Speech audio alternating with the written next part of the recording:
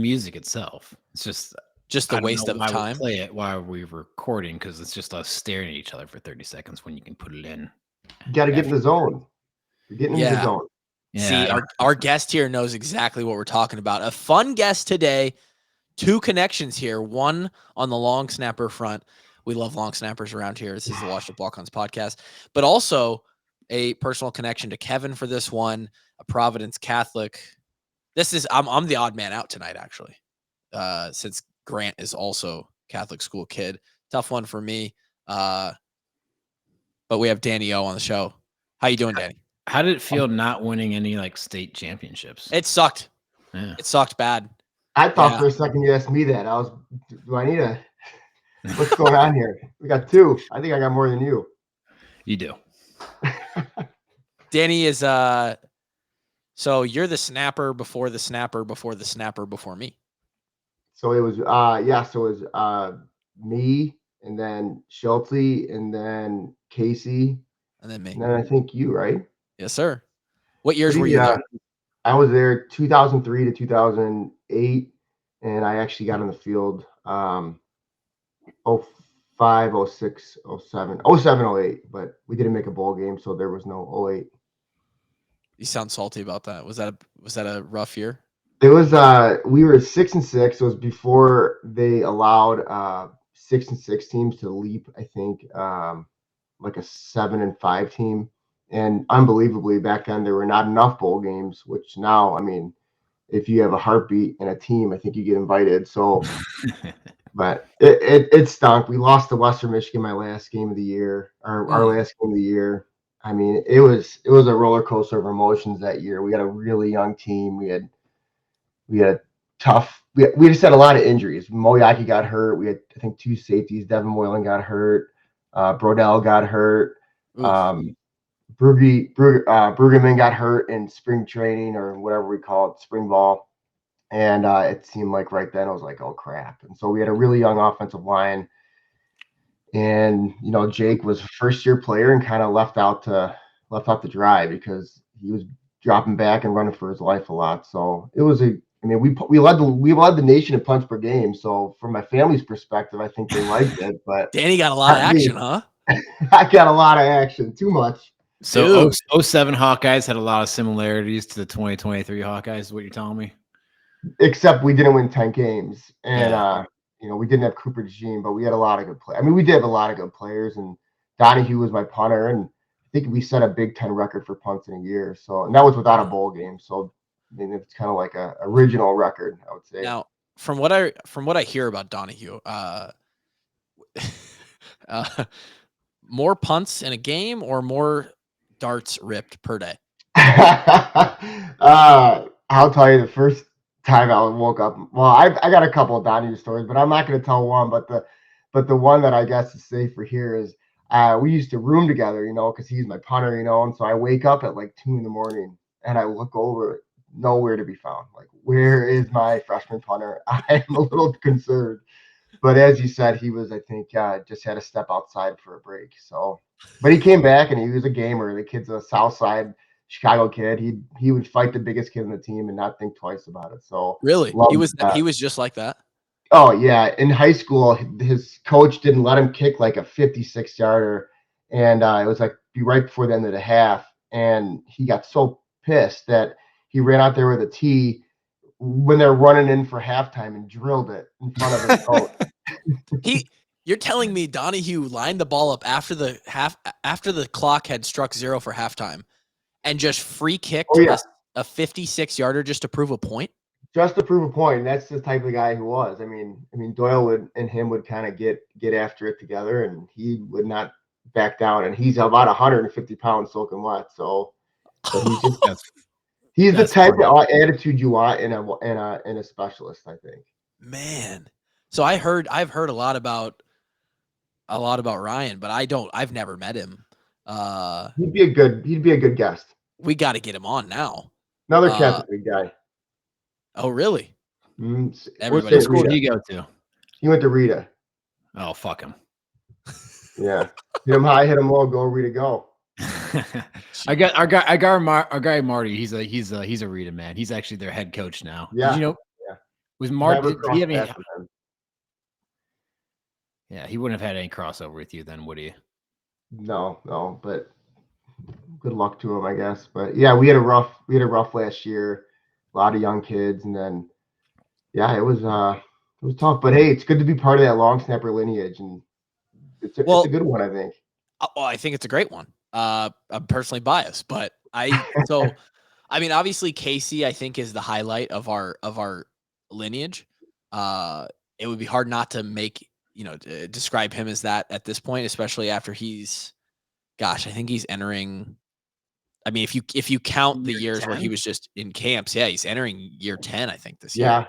I mean, the only other person that would top his career would be a Joel Hilgenberg or a Right. Jay. Joel, I mean, snapped in the NFL and played center, which is mind-boggling for 10 years. So, but Casey, I mean, I'm living vicariously through Casey. I mean, Same. I might be his biggest fan. He might be the only male I might buy his jersey that I'm not related to. So, and wear it in public. But I think he's such a good dude, and he deserves every second of it. And you kind of feel like, hey, maybe we have a part in that, and it's just you take a little pride in it. You probably do feel like you have a little part in it, because I think everybody, especially in the specialist room, especially back in your time when there wasn't a coach, like you guys didn't have a coach, and I didn't have a coach when Casey was in there either. Casey was our coach, and Mike Meyer. Yeah. And that was the way of the specialists. And I think it was that way for a lot of teams in college football, because you only get at one point 9 coaches. I think they added a 10th coach a couple years ago, and they just don't waste that on a specialist coach. Like, you're just not going to have that. Right. And so we had a wide receiver, Lester Erb, who's now I think with LSU. Love him to death, but he was a wide receiver coach too, and I think he was a big part of calling the plays. And so you kind of take pride in, like, when I first came in, it was Cody Asmus, Dave Bradley, Nate Kaeding, and so you kind of like those were the guys, right? And then they leave, and Andrew Fenstermaker was my punter for 2 years, and he was a good leader. But then you always have to start picking these guys up. And honestly, like, one of the things that I've learned from high school on is, like, if you start to develop the young guys below you, I think it makes you better, because if you're teaching someone what you're trying to do, I think you learn a lot about what you should be doing and how you should be doing it. So I would agree with that wholeheartedly. I was very selfish most of my career. I'm that kind of guy. But early on, I was especially like, I'm doing me. I'm not trying to like really help anybody else. Yeah. And I remember, I'll never forget Casey telling me so like nonchalantly towards the end of his senior year. I was the only guy on the roster at that point, and I was basically going to be given the spot that next spring. And he goes, "Hey, just remember, they're already schmoozing your replacement. They're all." Listen, I have an unbelievable story about this, because I was always terrified that some guys that had come in to take my spot, and literally, I think before I might have even started for a year, they freaking brought in a junior college transfer, and I had to go catch his snaps. I've never snapped the ball harder at somebody in my life. And like putting darts on this guy's hip, be like, okay, like, let's see it, Bubba. And like, the coaches are sitting there watching, and I think if I could go back, I'd be like staring at the coaches like, what, are you kidding me right now? Like, what have I done to deserve this? And but, I mean, it's good. It keeps you on your toes, Yeah, absolutely. What happens if you get hit by a Mack truck? Like, well, God, I don't know why my freaking camera's not focused here, but I'm sorry, I'm ugly enough. You're good. But I actually asked Coach Ferentz if I could be on kickoff, because I mean, I was nuts. Like, I'll tell you, like, my freshman year, you're talking about being selfish. I think everybody thought I was a wacko, because first off, the first experience people had of me was I was a first day walk on. I don't know if you were tell me. Well, I want to go back to that. I want to go back to like how you found your foot in the door. Like, can you go back even further than you were about to start and tell me, how did Danny O, like, where are you from? What was high school like? What was the dream? And then how did you find your way into Iowa City's locker room? Sure. So, born and raised, Joliet, Illinois, New Lenox, Illinois. Went to Providence Catholic, and Wardy can agree that I think our dream was always, for me at least, I had older brothers.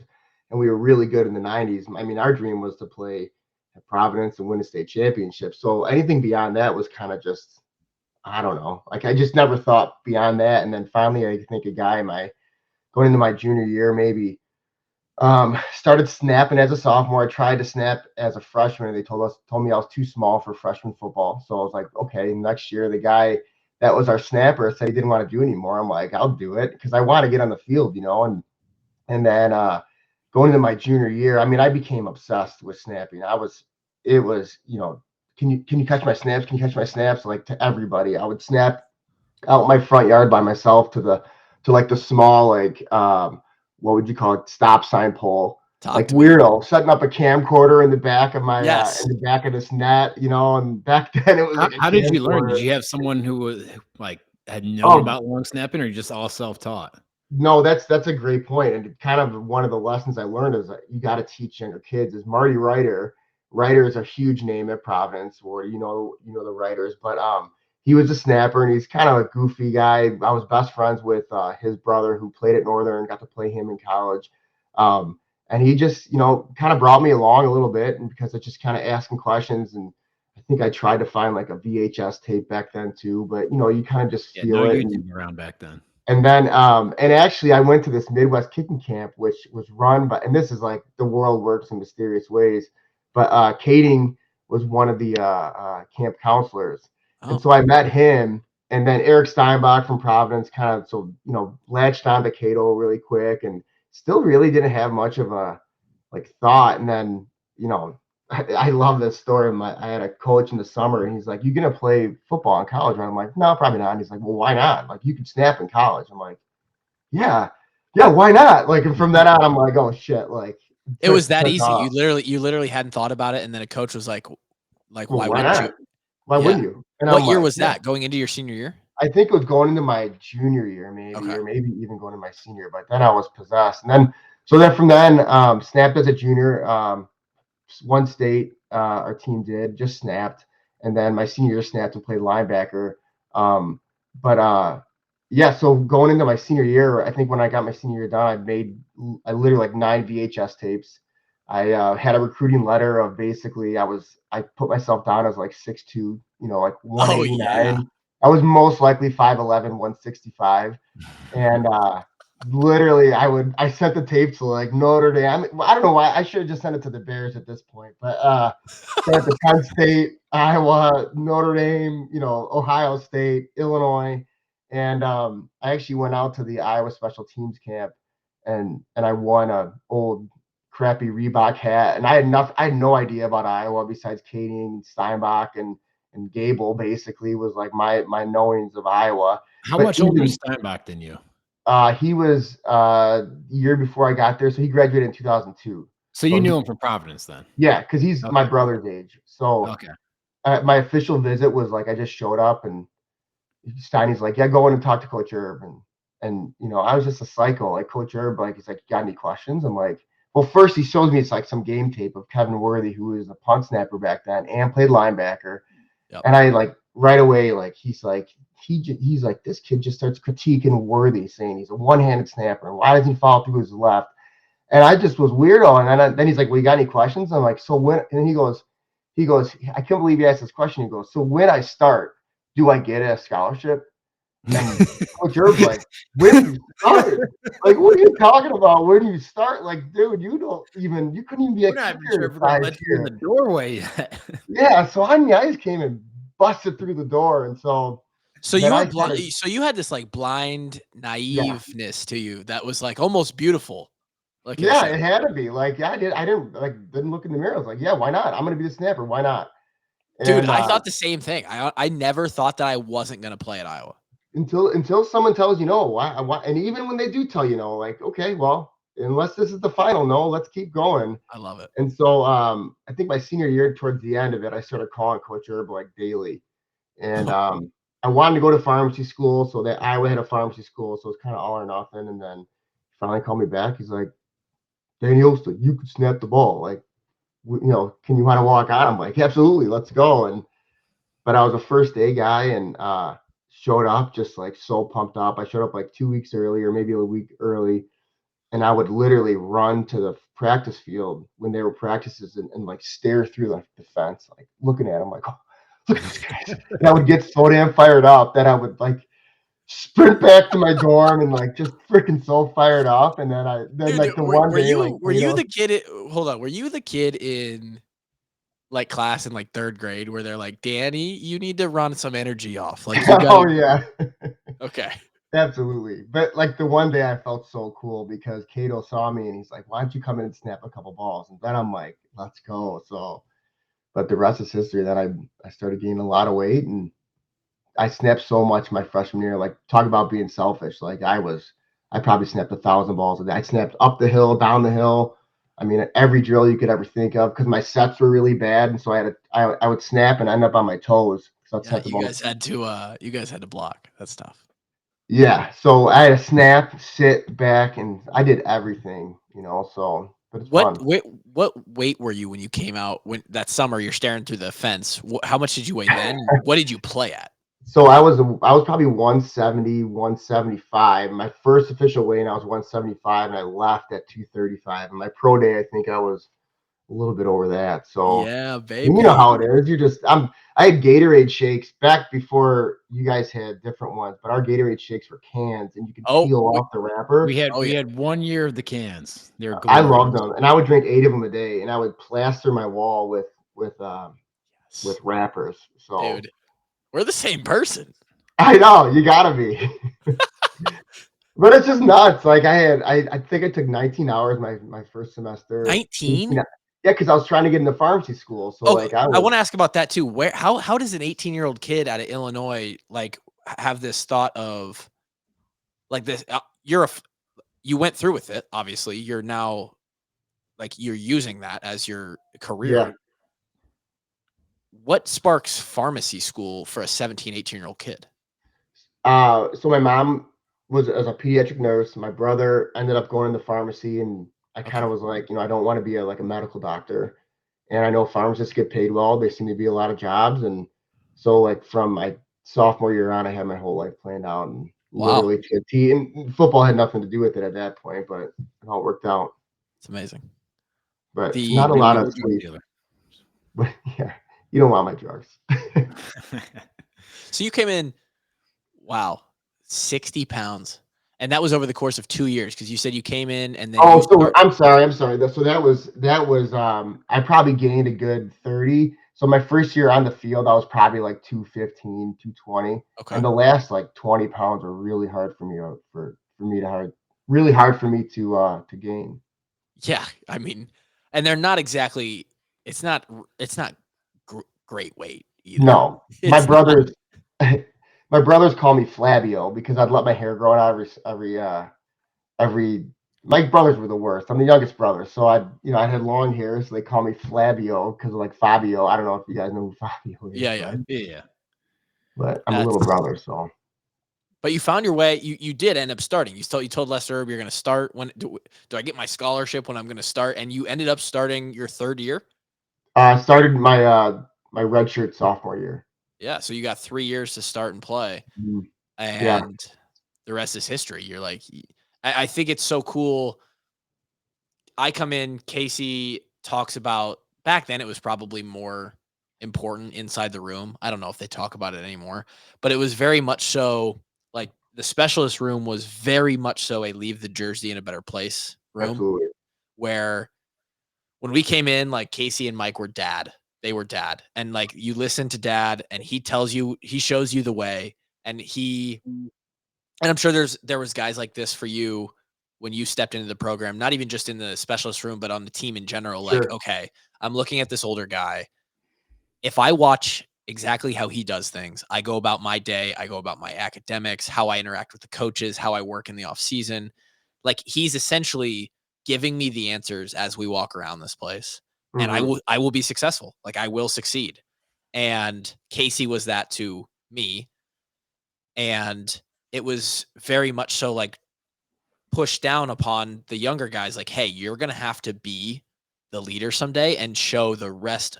And we want to keep elevating that standard. And so I've always thought of you, and then you even further back, like Asmus, and like I heard all those names. And I like built this image in my head of like, man, there's like long snapping royalty that's been going through here for like, and it's Asmus, it's Olszta, it's Who what started Kev? the dollar? What's that? The dollar bill or whatever you guys pass around. $1 million bill. Whatever. I didn't have that. So it must have been Schultz. I think Schultz started it, which is the guy between Danny and Casey. Yeah. So after you, I think Schultz, when Casey took over, he gave him like this fake like $1 million bill, and it was like it was on the back of it. It just said something very simple like, "Hey, this $1 million bill signifies your worth to the team. You're worth $1 million. The long snapping position is worth $1 million." And Casey gave it to me when he left, and then I gave it to Jackson. Hopefully it's still going. I don't know if it is. Yeah. That's cool. Thing probably smells so bad by now. Oh, it was just like this old like paper, like yeah, it was. I'm not even sure where they got it, but it was cool, man. So yeah, you were for a while there. I mean, still, I hold you in high regard, Danny. But for a while there, I did before I even met you. I was like, oh, Danny Olszta. And I was like, oh my God, these are the gods of the specialist room at Iowa. Kaeding, obviously, Baker, all of that. I'm sure you were. Did you feel that pressure at all, or how did you think about sort of continuing the legacy of like Kaeding and Baker, two elite specialists that came just before you were there?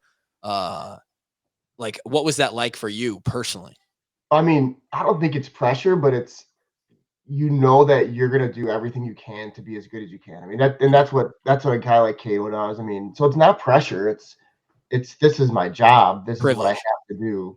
And I think it's almost to a fault, because I don't know how you guys were, but it was always, and I think this is a little bit of like, you know, Doyle type thought, Ferentz, like next play, everything's the next thing. So you don't really have a lot of time to sit around and be like, oh, this is awesome. But it's just, hey, this is my job. I got to do it. Next play type thing. Do you remember a time where you got to sit there for a second and say, oh, this is awesome? You know, there's only a couple, and the one I like really hope I have in my memory forever was so there's a couple. So I'm actually staring at a picture right now. It's on my desk that I keep it here every day, and it's a picture of me. My brother played for the Columbus something. It was a wooden bat league, and me and my dad snuck into Ohio State Stadium. And back then, there was a guy named Andy Katzenmoyer who was like a legendary linebacker. And I wanted to be Andy Katzenmoyer. So I'm running around on the field like, Katzenmoyer picked up, like running, like just wow, man, you know?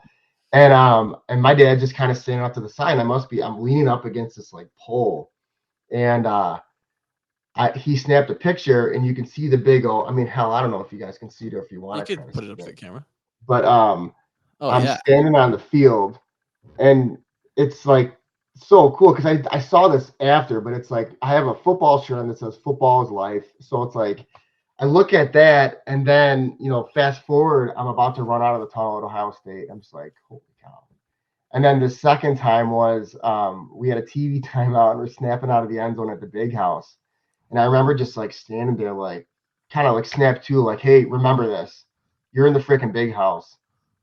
No, I mean, you never thought you'd be here. This is really cool. So those TV timeouts will get a specialist going a little bit. You stand. But I'm actually happy that I wasn't like, oh God, like, you know, it's much different than like my first kind of big snap. But it was, I don't know, it was.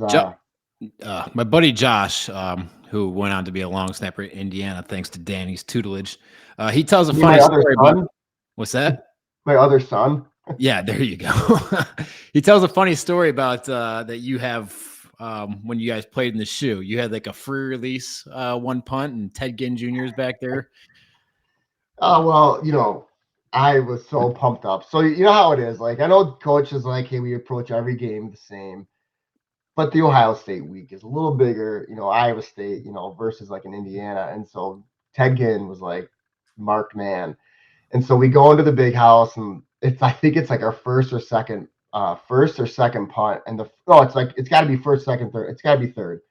And I talked so much shit to Ted Ginn that like there was a we are the same you person, dude. The same person. So you see me like on film, and I'm like, my head's shaking like stone cold, almost like just talking so much shit to Santonio Holmes. So Santonio Holmes is touching the ref, going, look at him. Like, look what he's doing. And I'm like, you pussy. Like, and so much so you see my mouthpiece like fly out of my mouth. And so we have we punting out of the end zone, free release, and I am like, this is it. I am gonna end his career. Like, this is it. This is it. This is it. This is it. You know? So I'm like, and all of a sudden he caught it, and I swear to God, he does an eye fake. He goes like this, whoop, and I fell so bad. By the time I spun back around, he was in the end zone. But the best part of it is that I got broken down so damn bad, and this isn't the only time this has happened. I got broken down so bad that somebody called a block in the back on the guy behind me. He never touched me. So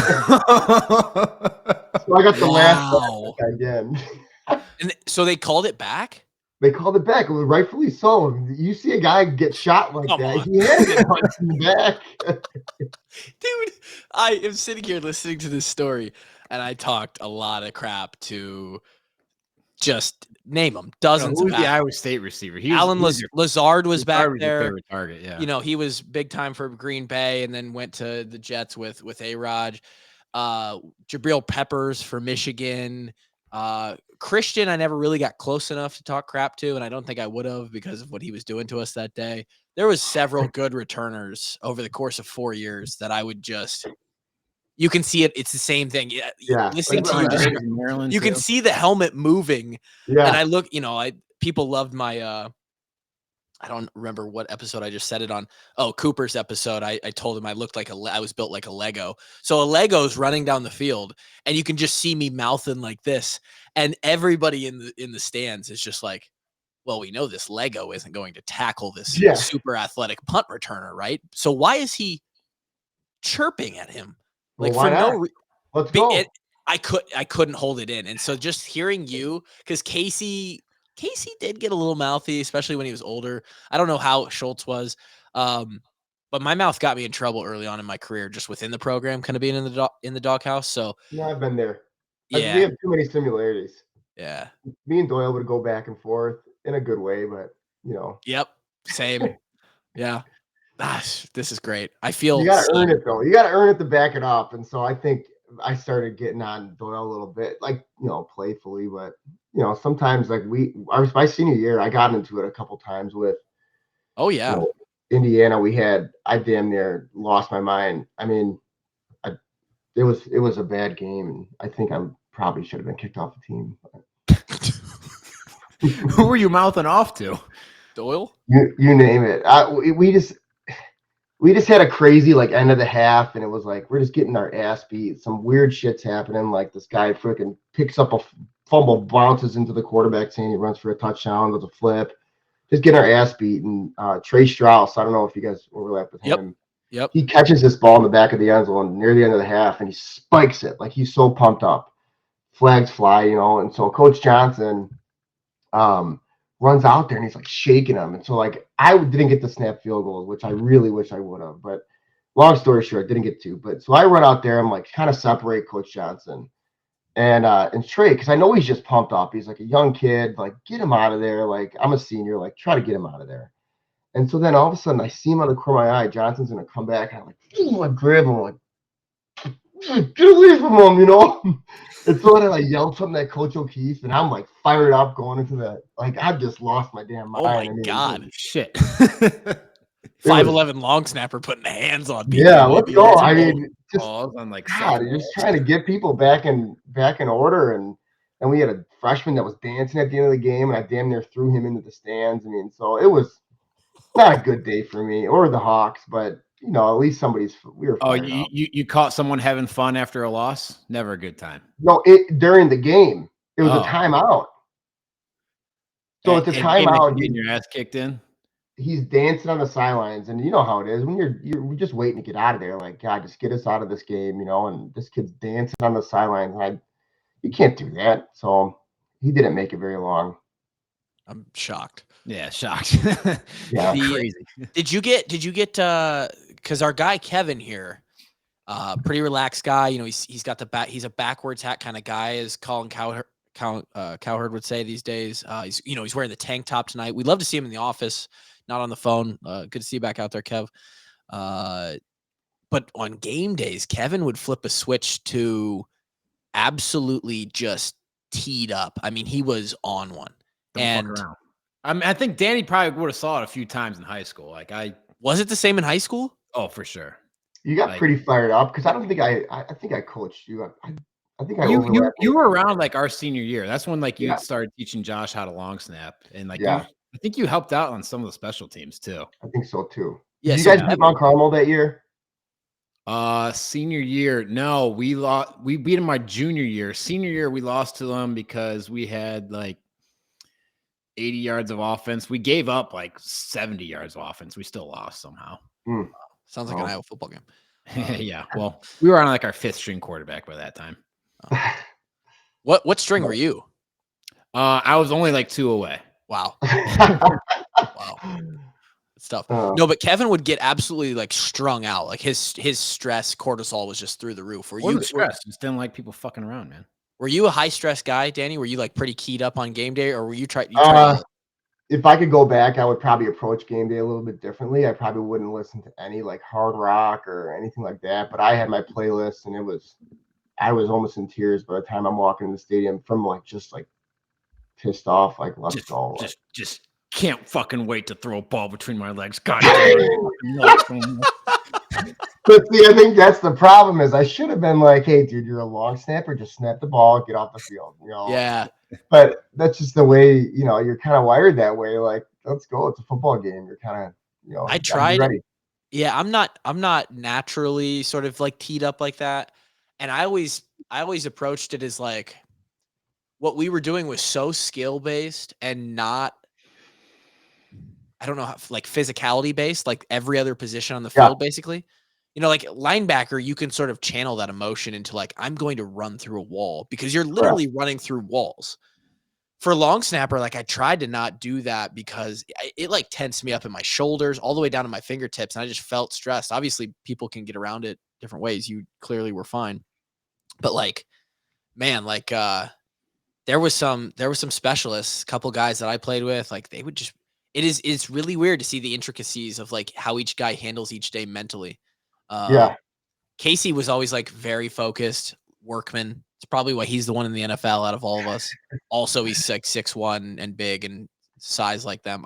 My excuse for why I'm not in the NFL is my size. I don't know if you've been using that for the last 15 years, Danny. But well, I have. It's my size, but it's not necessarily totally that. I think it's the rule changes because I was still coming out when, like, I think if me and Schultz would have switched, like, say he was like my era versus, like, I think we both could have had a better chance of being in the NFL because when I came out, they're like, you're really small. And I was, 6 foot, 235, which now is perfect, I mean, because they're not hitting the snappers as much. And Jonathan Weeks is still, for some reason, still in the still NFL. doing it, man. He's going another year. I follow him on Instagram. I mean, it is what it is. You kind of just, there's a lot of timing. There's some luck. There's 4 positions a year. And so everything happens for a reason. And I'm doing just fine. I'm not. I'm pissed. I'm still a little mad, and I could still snap the dang ball, which is the worst part. Oh, yeah. I might be a better snapper now. Every year since we've come out, I'll get people that tweet at me like, hey, Kluver, you've been training? Like, did you see the XYZ, the Browns guy, the Titans guy, the Jaguars guy roll one back there today? And I was like, dude, I know. All you have to do is give me a chance, It's call me up, but I might hurt my back on the way down to the ball. But other than that, that is true. Yeah, they told me I was too small. They actually told Kevin that I was too small.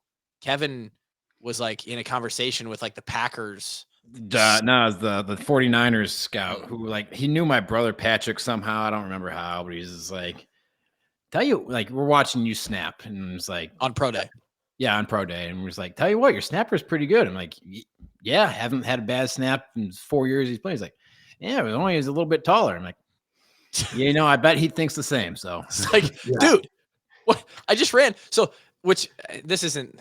Well, it is kind of the Suck Me podcast because it's my podcast, but like the combine just happened as we recorded this past weekend, or it's still going on, and the receivers and the DBs ran their 3-cone, and your boy would have been second overall in the skill position group. All I'm saying, All I'm saying, right? But if And you're only a taller, you can be able to snap a football. dude, I mean, come on. I remember. I was always jealous though of like tall snappers because are you 5'11", 6 foot or? I'm 5'10" and a half. Okay, so we're very similar. You have to use everything in your body to snap a ball well, whereas you get a guy that's like 6'3", 6'4", it's Those just like, levers. they're just flicking their wrists and it's back there so perfectly, but it is what it is. The physics of long snapping always. I used to watch the film of the NFL guys, like the big dudes, and I'm exactly what you're saying. Like it's like, dude, they're barely moving their arms. I don't even know if they move their lower body. How is it going back there so fast? But someone told me this. I go, man, if I was 6'2", I'd be in the NFL. They go, if you were 6'2", you might not ever snap. True. It's true. I probably would have played linebacker at like a D2 college if I was 6'2". So. Right. If I was 6'2", I wouldn't have been worried about getting on the field in high school. So true. So it's all good. We had a pretty good career. Yeah, it wasn't bad.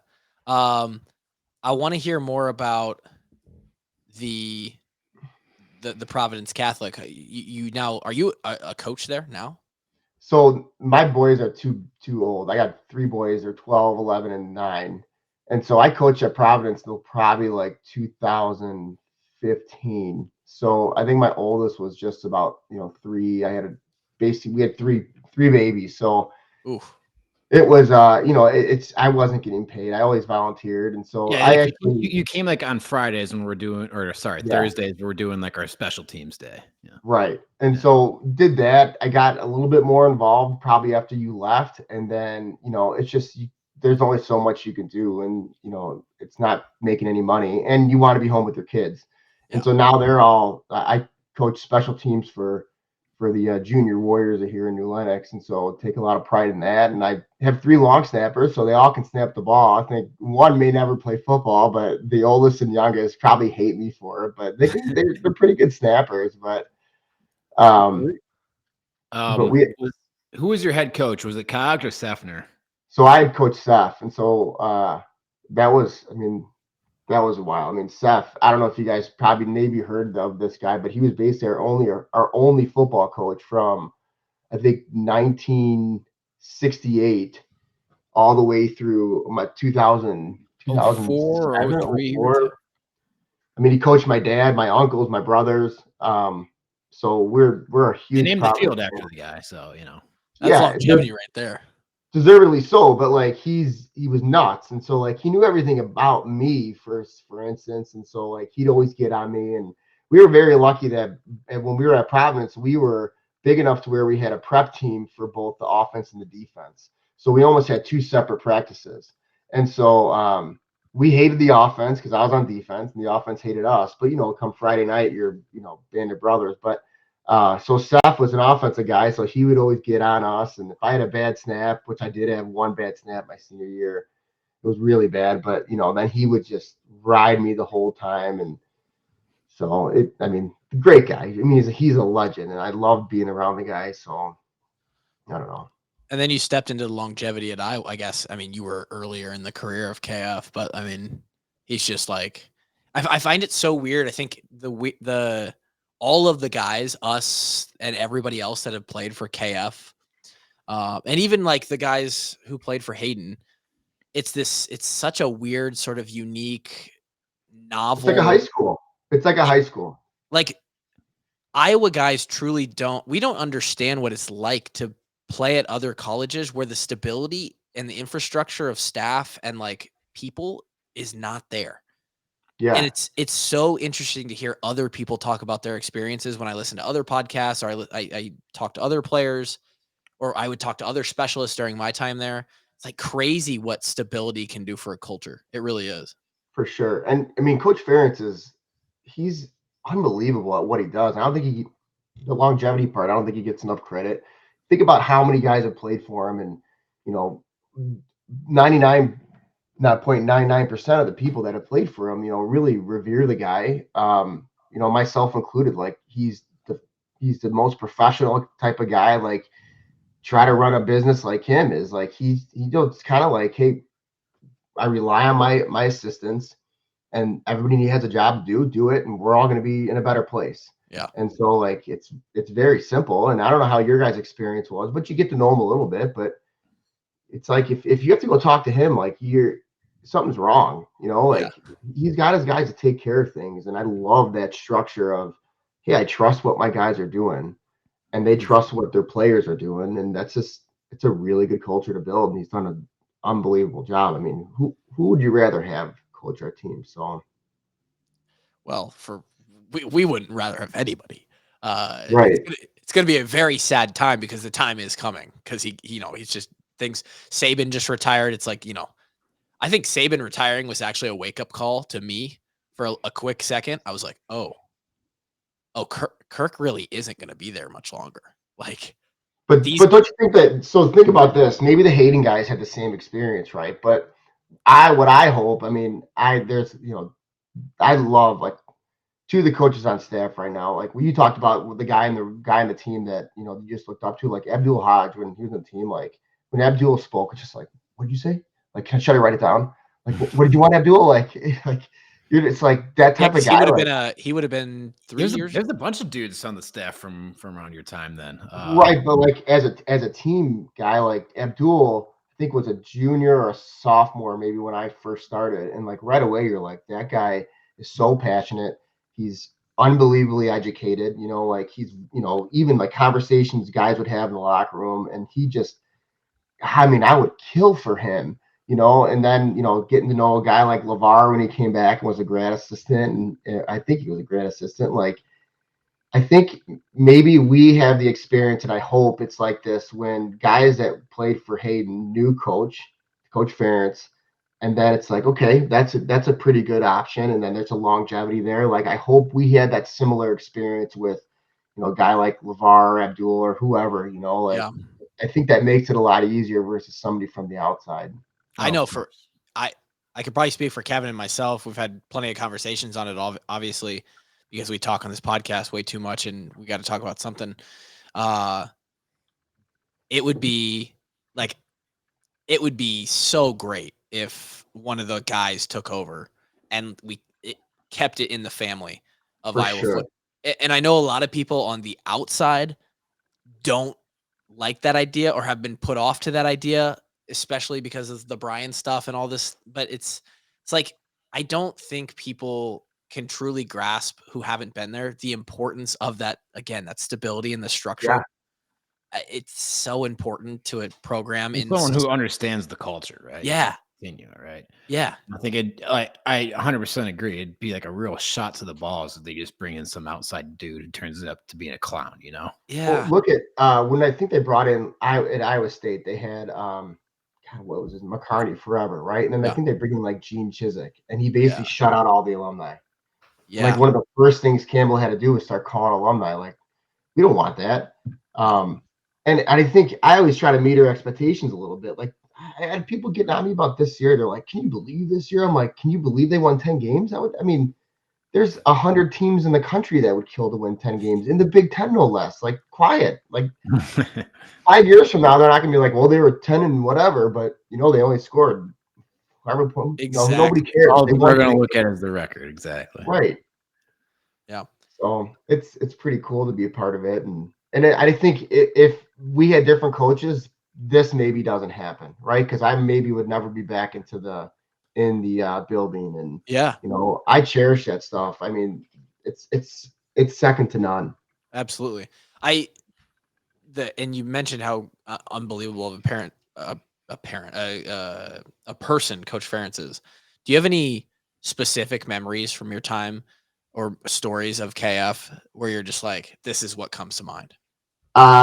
So I got my first number. I finally got a number. Like my first number was like 6, and then it was 16, and then I finally going to start. So they got to give me like a real long snappy number. So they give me number 69, and I'm like, I don't want that number.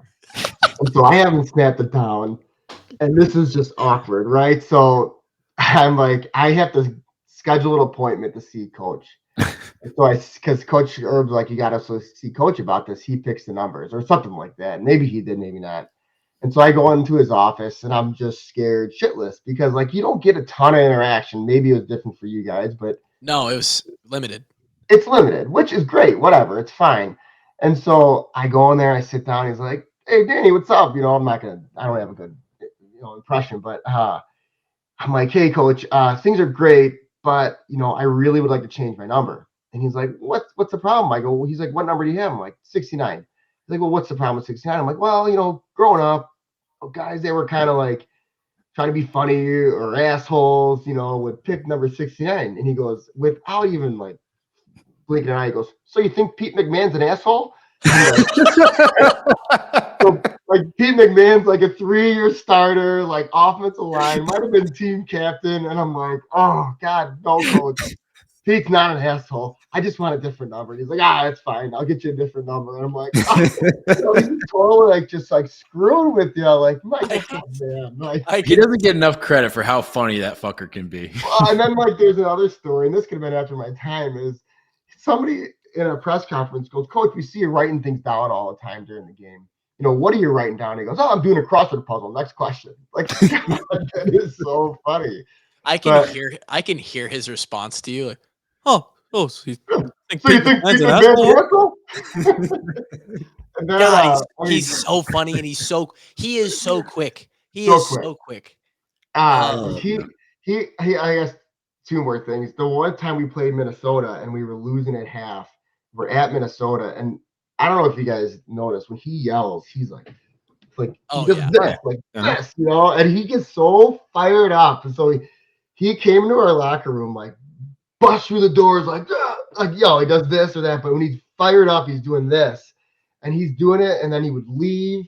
Then all of a sudden he'd come back in, and he's doing more of this, and then I think he kicked the stupid pig, then ran out. I'm like, put me on kickoff. I'm gonna murder somebody. Like, let's go. Like, he's just so even keel that when he gets so fired up, you're like, all bets are off. Like, somebody's getting hurt. Kev, I might be misremembering because I was often not really paying attention. We were in our own world, but he really only went off on us one game, and it was that Rutgers game. Rutgers 2016. Yep. Yeah. And the defense comes in. I think the score is like 7-7 at halftime or something like that, or 7-0. We're like 7-6.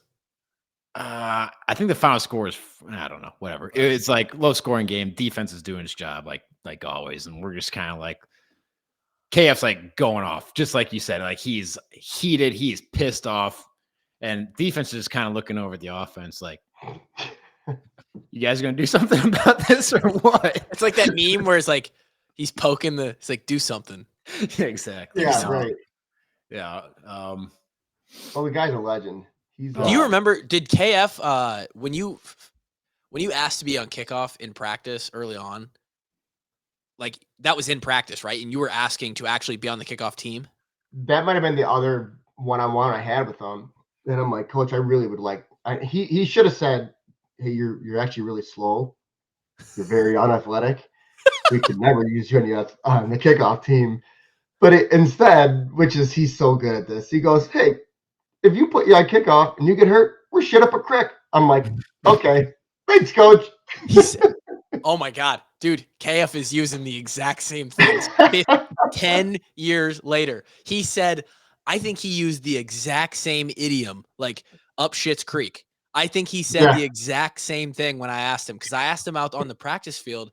I believe it was either sophomore or junior year. So I was 2nd or 3rd year starter, and we didn't really have someone super solid to back me up that we were comfortable with yet. So this must have been 2015.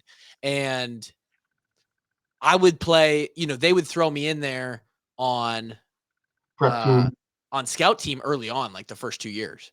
And if specialists sort of kind of need, like, have to pick up on that, like, hey, during the special teams periods, if they need extra guys to hold bags or whatever, you get off your ass and you go hold a bag and you help, right? Sure. Or if you have to be a guy who runs down and gives the look for the return team, like, be a guy that helps. Yeah, you can play specialist golf the rest of practice. Right. And so like at this point, I like started for, I'm in the middle of year 2, and I hop out there. I'm like, let's go. Because I'm bored. Like, how practice goes. You can only snap so many balls before it's like, all right, we're chilling now. And I go out there and I'm snapped up, and he goes, Kluver, get off the fucking field. Can we get a freshman over here? He's like, get a freshman in here. So what the? And I'm like, Coach, what? I'm fine. I've done this for 2 years. He's like, Kluver, if you hurt your fucking hands, all right, we're up Schitt's Creek. All right, I can't have my long snapper breaking a finger. Okay. And I'm like, That's God. great. I was like, Did you do tackling circuit? oh yeah. You can thank me for that because when I first got there, nobody did. I'm like, well, can I be in the tackling circuit? And you Then volunteered. Cody's like, what's that? You volunteered the snappers to do it? Yeah, I'm like, we should do it. And I was like a freshman. And then Cody's like, what are you doing? I'm like, we can go work on tackling because we need to tackle people. And he was like, but then we have to do stuff during practice. Right. But well, no, Cody was the other, asking us. But even to this day, they finally stopped us from doing cut blocks because of our hands. But I freaking love it. To this day, if somebody tries to cut block me, I'm smashing somebody's head on the ground. You're still ready to defend the cut block? I'm still ready to defend the cut block.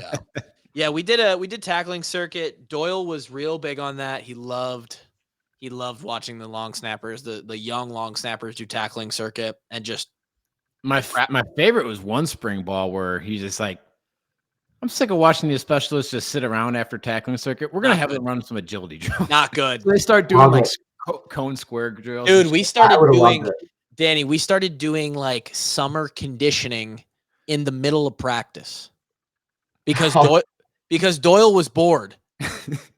Well, hey, how about this? So we used to get carted over to the stadium in the middle of practice, and we were trying to kick balls out of the stadium. We got some work in. We did a lot of one-on-ones, but the one day that somebody didn't come get us, and we're just kind of like, okay, well, we have our Griffin Carr, who's like our third string kicker, is kicking with our fourth string snapper. Coach Ferentz, we never got to go again. Like that was like, ooh, like I think we really screwed this one up, guys.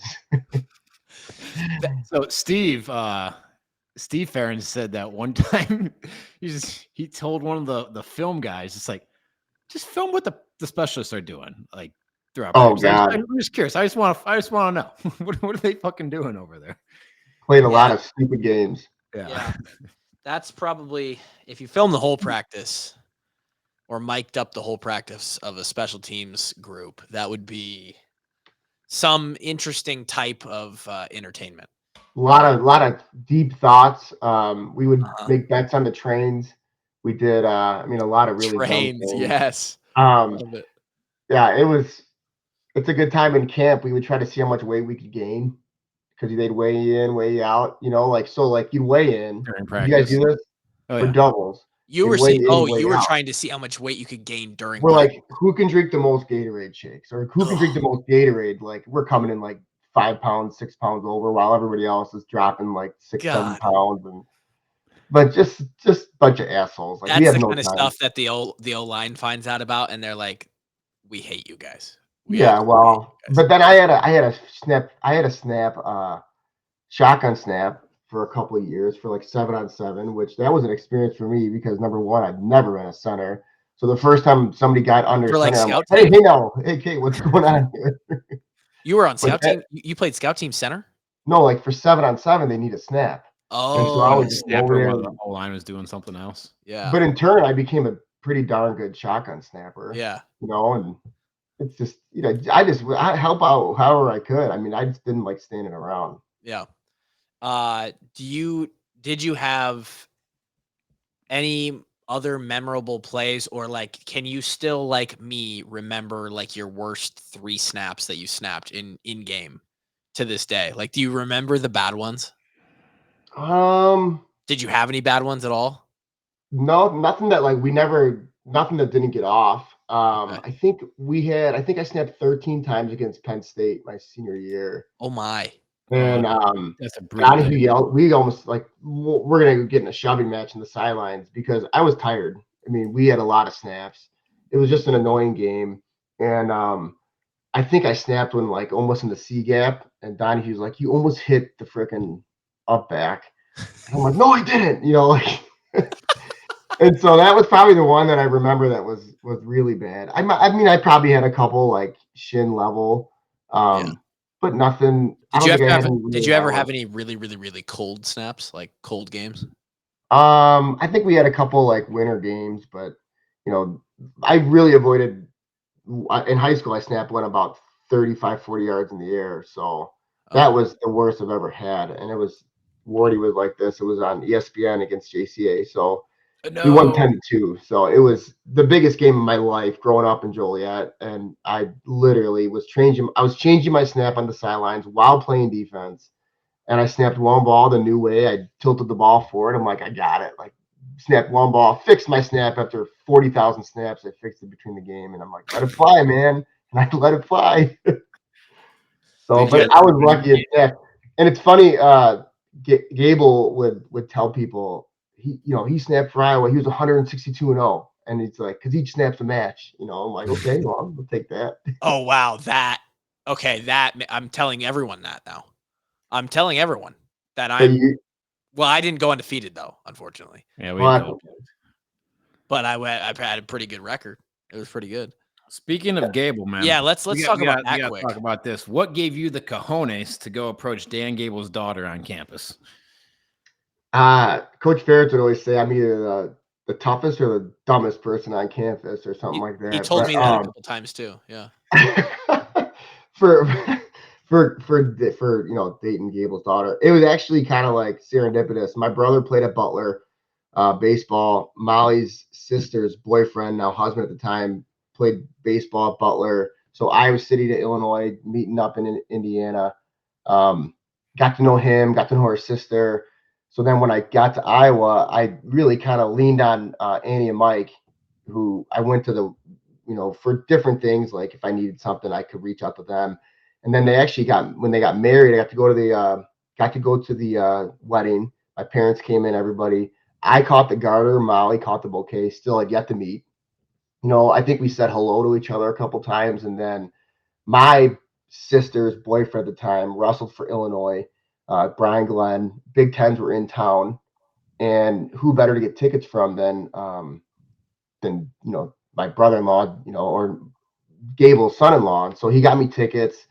Actually saw Molly the night before at the field house, and I was pretty tuned up.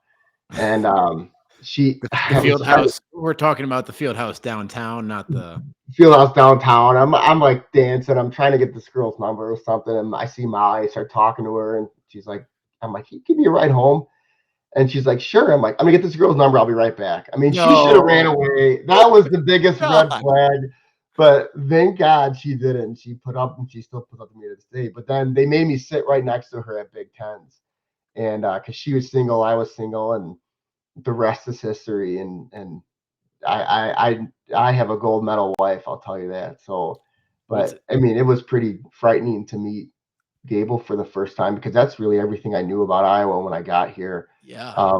But I would say that Mrs. Gable might be equally or more scary than. Is that right? Really? Well, she's the executioner, I think. Or no, she's the judge and the jury, so, and she runs a tight ship, and she's, obviously an incredible person. She did a great job raising 4 girls, with a pretty serious, collegiate coach. So just an unbelievable family. And I've just had crazy experiences since then because of that. And so, and of course, the best part, I'm married to Molly still. So, are your kids? Yeah, pretty wild.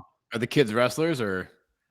Yeah, they're good. The Olszta gene is strong in bad wrestling from my standpoint, and so I think we've done a good job to counteract the Gable gene, which is impressive. But my oldest Mickey just won sectionals yesterday, so that was pretty fun. And but he's good. They're growing. It's a hard sport, and I think Gable does a good job of not being so hands-on because he understands that this is a long process versus who cares what you really do in 7th grade or 8th grade. Like we're worried about bigger things later on. So I love that. Did you ever ask him when did your father-in-law turn into a monster? Like was he always like built that way, or did there something like switch like whatever high school or whatever where he in his life? You mean? Yeah. I think he was. He's had a lot of good influences in his life when he was really young. I think he had an older guy. I think his name is like Don Beam. I could be wrong, but kind of took him under his wing and started showing him how to really work hard and be a good wrestler. And then, he just became obsessed and just, nothing was going to stand in his way. And, he did his story is wild.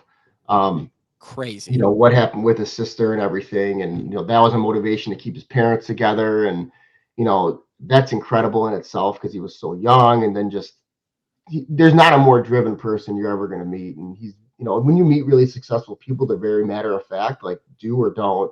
And I feel like he was always just kind of, I got to do it. I have bigger things to do. And obviously a great support system with his parents and the people around him, but he's like one of one. It's how often do you ever meet somebody at that caliber in the history 5 of of the them, world? so like Right. very rare. I'm correct in that when he went to the Olympics, no one scored on him. No one scored on him, and the Russians literally, that was their goal, is we're gonna beat Gable. And I mean, the guy, He didn't allow a point. not a point. And he beat like there's like an East German or some like video, like he's just torturing these guys. Like he did like 25, 26 to nothing. But I mean, there's so many legendary. I mean, I could fill up an hour with Gable. He quite literally is like he's like a folk legend. Like he's who. I mean, you got a statue outside the stadium, man. You're right. I mean, there's a story. I think Rocky IV was based off of Dan Gable, because elaborate. I love Rocky. He's wrestling in, I think, like St. Petersburg or Stalingrad, whatever, one of those things, and he's wrestling a Russian. And halfway through the match, he's beating this guy so bad that he pushes him out of bounds, runs back to the center of the mat, and he turns around. The guy ran out of the stadium, just quit. So he's standing there in front of 10,000 Russians, and they start chanting his name. Gobble, gobble. He's like, I'm gonna get killed. And then they start chanting his name. I mean, you tell me any other story that's as cool as that. But I think Rocky heard that story, and so he is the only man in history to get the home team to switch who they're cheering for. Him and Rocky. Him and Rocky Balboa. That's the coolest story I've ever heard. Drake is so mad he's not on this podcast right now, because Drake would have loved that story. Oh, I have a million more stories. I mean, the guy's incredible. You're never going to meet anybody like him. Does he still work out? More than we do. I mean, and I know you work out a lot, but I mean, the guy is just, he has to get he's so habit. Is he still going to beat you in a wrestling match? Oh my God, I got to wrestle him when I was in college. So I decided I'm going to do intramurals because I'm an idiot. I'm not a wrestler. Been around it. We have a great high school for wrestling. My brother was a wrestler, brother-in-law. And I get done and I'm like, my dreams are over. I'm not going to play in the NFL. So I'm like, I'm going to do intramurals. And I go to him. I'm like, hey, I'd like to do intramurals and I'd like you to train me. I had 2 weeks to go. He laughed and I'm like, no, I'm serious. He's like, okay, I can go through this if you want, but like next day is like meet me in the wrestling room. And so I got to wrestle this kid that I think he was like kicked off the team for a while, but like, of course he beats my ass. Like it was simple. And so the next day the team's off and I have no more, like, I can't have an off day because I have 2 weeks to get there. So he's like, meet me in the restroom. And I remember I walk into the restroom and he's just there. So it's just like almost like an old Western where like that, like, and like a tumbleweed rolled across because it's just me and him. I'm like, okay. So like he's standing there and he's like, okay, like get me warmed up. And his warm-ups are as hard as any practice he ever been through. And so he's like, okay, let's hand fight. And so I'm like thinking like, oh, I'm big and tough. I'm probably like down to like maybe like 220 at this point, 215. And I'm like, and he's probably what, in his 50s at this point? He's in his late 60s, mid to late 60s. And so I'm thinking, he's 160 pounds maybe. I'm like, I don't want to hurt him. Like this is the thoughts in my head. This is how stupid I am. I just don't want to hurt him. But then at the last second, he's like, we're gonna hand fight, try to get inside control, wrist. At the last second, I'm like, I'm going after him. And I swear to God, I hit him as hard as I could. And I felt like I have a better chance of running through a wall or moving a mountain because I hit him and it was like, boom. I'm like, oh no. Like immediately, I'm like, oh no. And he snaps me to my head, like forehead to the mat, picking me up, snapping me down, pushing my head down, picking me up. And I'm like, what? Like, what is going on? Like, stop. Please just stop. And then, so after that, like, he's like, okay, well, we're going to go on the mat and you're going to post up on your elbows. I'm going to get on top of you. You're going to get up. I'm like, simple. Swear to God, 3 minutes later, I've been pinned 17 times. And I'm like, he's practicing at this point. This is really dumb. But like, fast forward, I'm in a really good shape by the end of the 2 weeks. And the last time we did the get up thing, I swear to God, he rode me for probably like 6.5 minutes. And I'm like, like doing everything I can. And at one point, I like turned really hard and like not on purpose, but I like hit him in the face. And I remember he kind of like let me up and he like looked at his thing and he looks at me and he goes, "Let's hand fight." I'm like, "Oh God." Oh my God. But this is so I'm like, I'm just a terrible wrestler. But my dad's like, think of him 40 years ago. Like, and then so I'm at practice, like riding a bike, and Daniel Dennis, if you guys remember, elite Olympic, unbelievable wrestler. I'm like telling him, like, man, Gable just kicks my ass. He goes, and he was in here last week, and this is Dennis going, he rode me for like, I don't know how many like minutes. He goes, I couldn't move a muscle. Like I'm like, you're kidding me.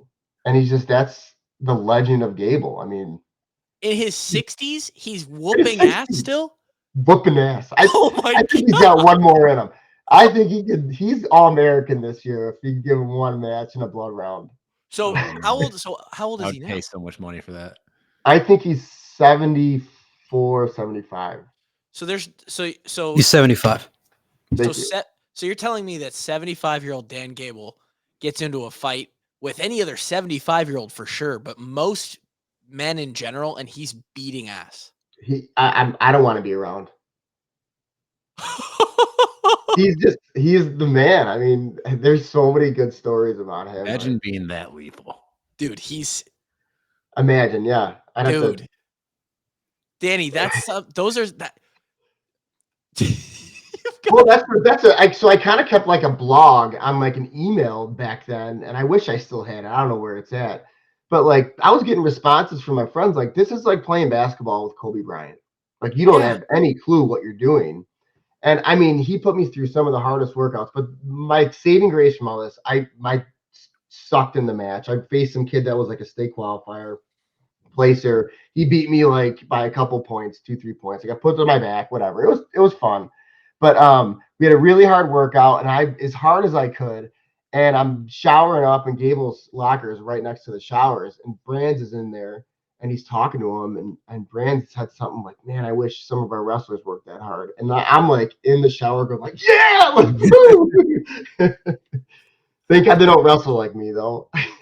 Dude, that is the fact that I'm just picturing you and Dan Gable in a room by yourself and he's riding you out for 6 minutes. It felt like 4 hours. I'm imagining just walking into the wrestling room, like you said, it's just dark in there. He's just sitting there waiting for you. I'm just like, I'd probably shit my pants just walking in there. Like, what did I do? I'm just gonna see myself out. You know what? On second thought, this was a terrible idea. Yeah. Wow. What an unbelievable story. Okay. Wow. Grant, I'm not even sure we introduced Grant in the beginning. This is our student intern producer. I don't want to call him student intern anymore. He's our producer on the show.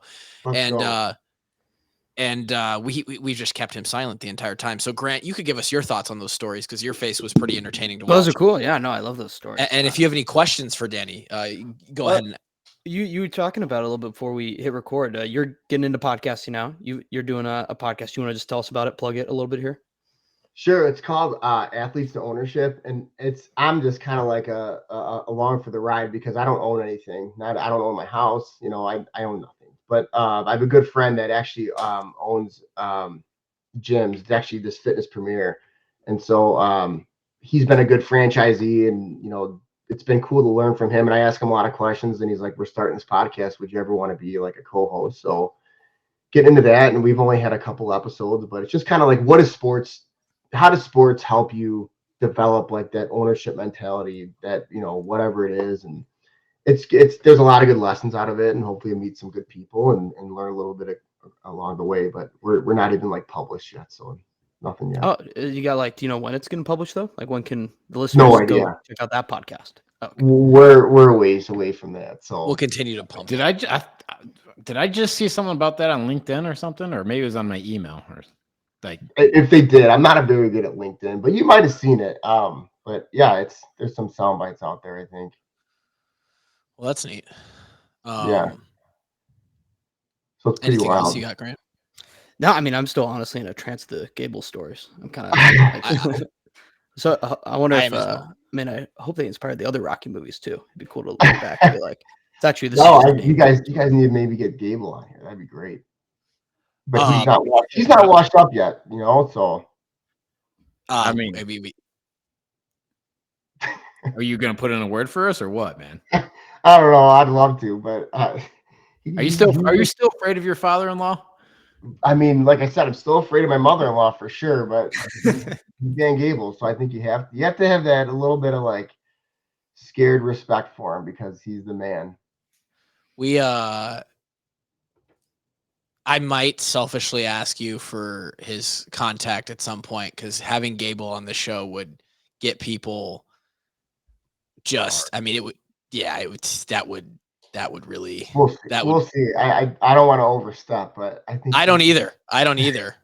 So just we'll maybe table that thought.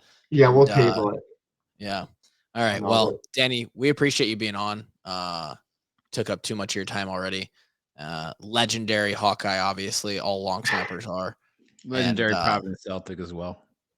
True. And it was really fun to catch up with you tonight, man. Well, thanks for having me. If you ever need me again, let me know. And for sure. This is awesome. Everyone who listened, thanks for listening. I think this comes out on a Monday, so we'll talk to you guys on Thursday. Obviously, all the walk-on recordings, DHT, Drake and Gary Friday. You'll hear all the programming all week long. But until then, we'll talk to you next time. Peace.